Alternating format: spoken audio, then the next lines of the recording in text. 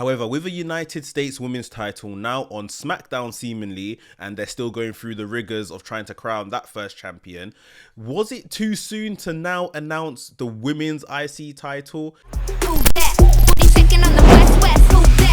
So amongst all the usual chaos from Monday Night Raw this past week, where the Judgment Day finally had a title defense for the World Tag Team Championships, the whole saga around who attacked Jade Cargill kicked off, and of course we had that all-timer segment from the New Day backstage in the tunnel, there was a title announcement, a brand new title, the Women's Intercontinental Title. It has arrived on Monday Night Raw. And if I'm correct, they just kind of forced this into the show with a little kind of earlier tonight lower third, with Adam Pearce announcing that the women have put on, some great matches and they've come leaps and bounds, and this title is going to represent excellence. And of course it was the Women's Intercontinental title that he revealed at the end of his speech. Now, just like the Women's US title, I kind of hate the way they've dealt with presenting this. United States women's title on SmackDown was done,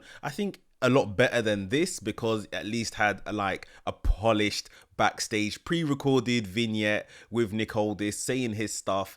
But with Adam Pearce, it just really feels like they had to shoehorn this in somewhere. I don't even know where they recorded this, because I'm pretty sure this wasn't live on the show. Like I said, it had a little kind of earlier tonight lower third. So I don't know if this was announced before Raw and then they just took the footage and stuck it into Raw. I don't know. Maybe, of course, they're struggling with the 2 hours that they have currently. But I just feel like to have such a monumental moment for the women, this is just a really kind of forced way to get it in there and announce it.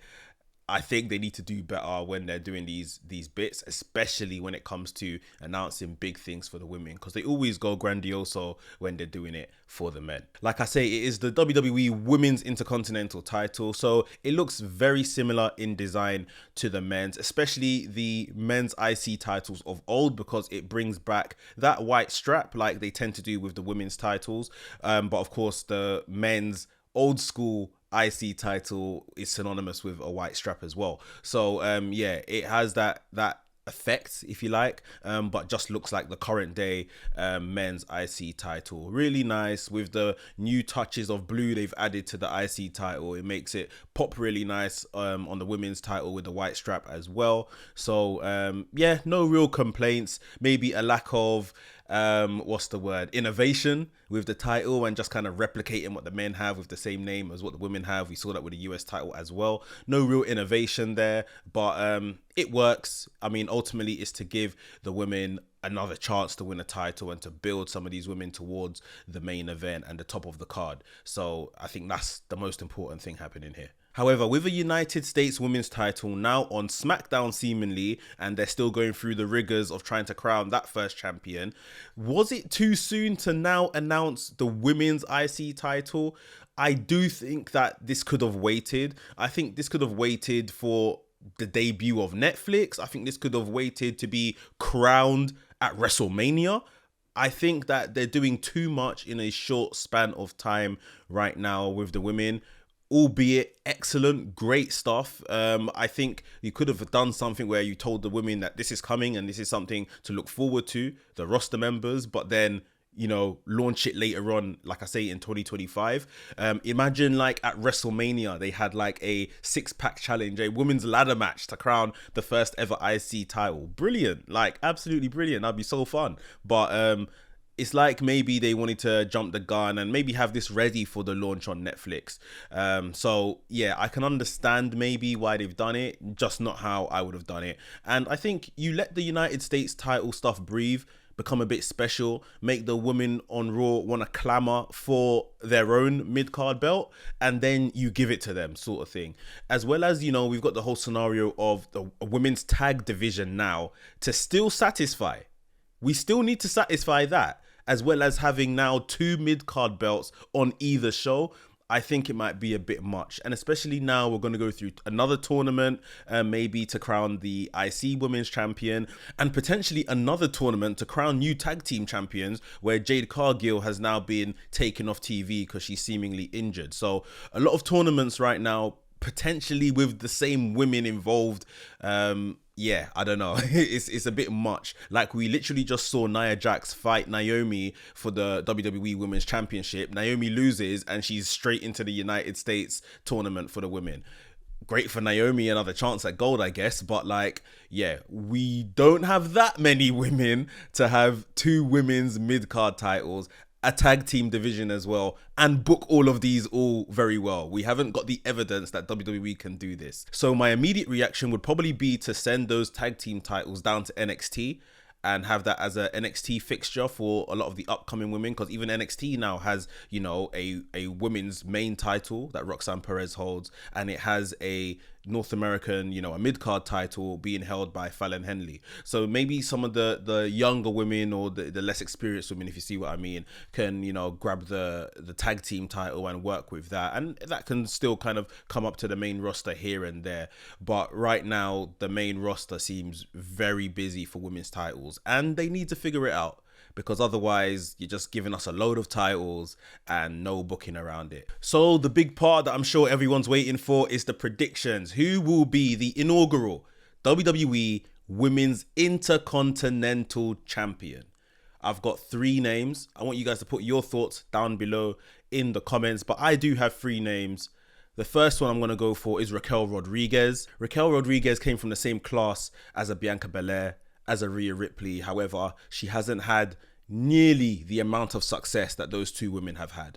So I think we need to really help Raquel to get to that next level. Obviously, recently she's returned and kind of joined the Judgment Day as Liv's heater. She had some medical issues before, which she has seemingly overcome, which is brilliant to see. So I think we really need to help get Raquel to that next level now, because Bianca has done some great stuff, and you've had her in the last year kind of going off and helping others in the shape of Jade Cargill. Rhea Ripley, we can see that over this past year she's had a couple of injury struggles and stuff. So even this next class that has followed the horsewomen, you know, they're deteriorating and doing other bits now, so we need to start preparing the next crop of talent, if you see what I mean. Raquel Rodriguez is definitely up there for me. Give her a strong title run. You know, Judgment Day currently have the World Tag Team Championships. Liv Morgan is currently the Women's Champion. Give Raquel Rodriguez the IC title as well. Let's make Judgment Day great again.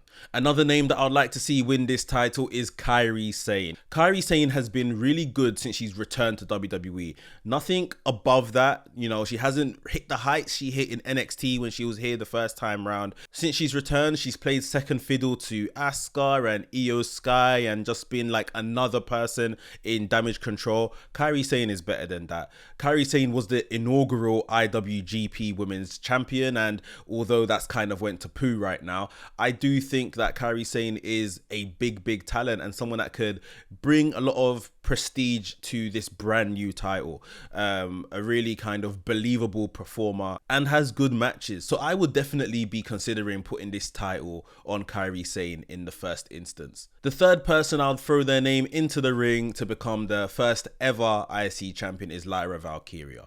Super strong showing since she has been on the main roster. She got all the way to the final of Queen of the Ring until she got absolutely decimated by Nia Jax, which was absolutely fine by me. But I think Lyra Valkyria would be a really good contender to kind of lead that mid-card, put on constant, really good matches as well, and again, strengthen that pipeline from NXT to the main roster and show these women that, you know, there is success on the main roster if you come from NXT as well. So I think Lyra Valkyria could be a really good choice as well as the inaugural IC Women's Champion. I'll throw in a couple honorable mentions and outside choices. Shayna Baszler. Listen, I absolutely love Shayna Baszler, and I want her to get back to Shayna Baszler of NXT times when she was a 2-time NXT Women's Champion. I know the boat has probably gone on that, but I just think she still can give that level of performance and dominance, especially in now the mid card, if they don't think she's got what it takes to be, you know, right at the top of the card. Shayna Baszler as like a just a tyrant with the belt, I think could just be absolutely great. So I would be here for Shayna Baszler. And another person I'll just mention here, Dakota Kai. I think Dakota Kai is very good. Dakota Kai is someone that's kind of, since NXT times, been screaming out for gold. I know she probably held tag gold for a bit with Damage Control, I believe. But, you know, again, injuries have absolutely plagued her. We've recently seen what's happened to her good friend, Tegan Nox, you know, with being released from WWE, just not getting started in WWE really because of injuries just plaguing her career. And I'm really sure that's the reason that they had to just release her at the end of the day. I would hate to see something like that happen to Dakota Kai. Dakota Kai really needs to sink her teeth into something within the next year, because I can see something similar happening if she just can't stay fit and establish herself in the roster. So something like this could be the lease of life to kind of get the ball rolling on her overall WWE career when it comes to gold. So like I said, the WWE Women's IC Championship is here. Put down below in the comments your thoughts of the inaugural champion. Who should be number one, the first IC Women's Champion in the WWE? Of course, subtracting China from the conversation, we know she's held the men's version, but the women's version, who should be the first ever champion? Let me know your thoughts down below in the comments. If you enjoyed today's video, please hit the like button, and if you're new to the channel, welcome. My name is Mex. I make videos on WWE and AEW, so if that sounds like something for you, please hit the subscribe button and hit the notification bell so you get notified every single time I drop a new video. WrestleManiac UK signing out, and I'll see you soon.